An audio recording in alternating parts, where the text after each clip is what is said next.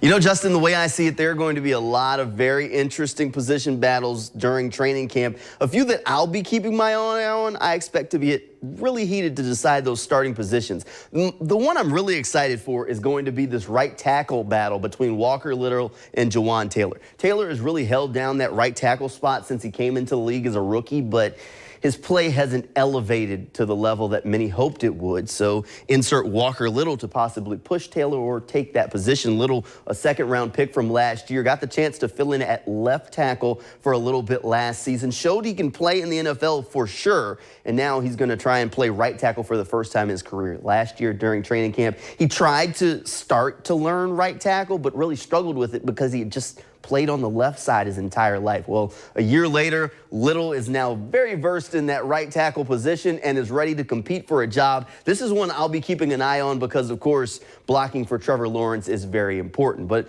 not just blocking for Trevor Lawrence, how about catching some passes from Trevor Lawrence? The Jaguars wide receiver group is going to be a very interesting one that I'll be watching. Of course, Christian Kirk, the big money man, is at the top of the depth chart, but after him, there's Marvin Jones and then a bunch of guys. Laviska Shenault is a player who had a little bit of a down year last season. After his rookie year, people were really high, but then last season, a little bit of a step back. Now Shenault, even working with the kickoff returners, he's not assured a role in this offense.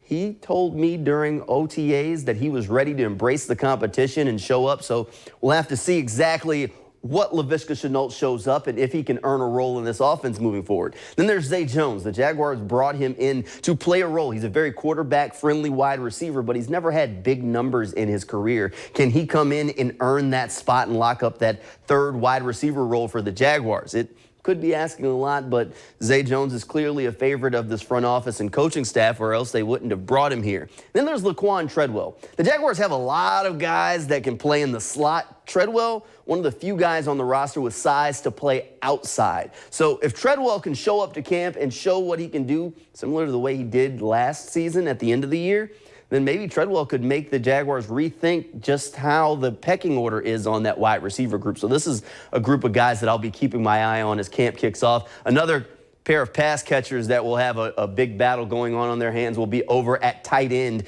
where Evan Ingram and Dan Arnold will be battling it out. Doug Peterson's offense, historically very tight end friendly, and the Jaguars offense historically does not have very many impact tight ends. Well, this year, that should finally all change, and that's if this guy, Evan Ingram, can win this battle. Evan Ingram, a former first-round pick, came into the NFL and was supposed to be a very high-impact tight end. He had a great rookie year with the Giants, and then it kind of tapered off. Some drops, some injuries. Well, now he's finally a free agent, lands here in Jacksonville, signs a one-year prove-it deal, and he's betting on himself that he's going to come in, join Doug Peterson's offense, and put in big numbers. But in order to do that, he's got to beat out this guy. Dan Arnold, not exactly as flashy, but still a very good do-it-all tight end. So Dan Arnold is not going to give up the job very easily, but the combination of Arnold and Ingram should give the Jaguars a very nice, talented combination of tight ends to make plays for their young quarterback. Justin, those are just a couple of the camp battles that I'll be keeping my eye on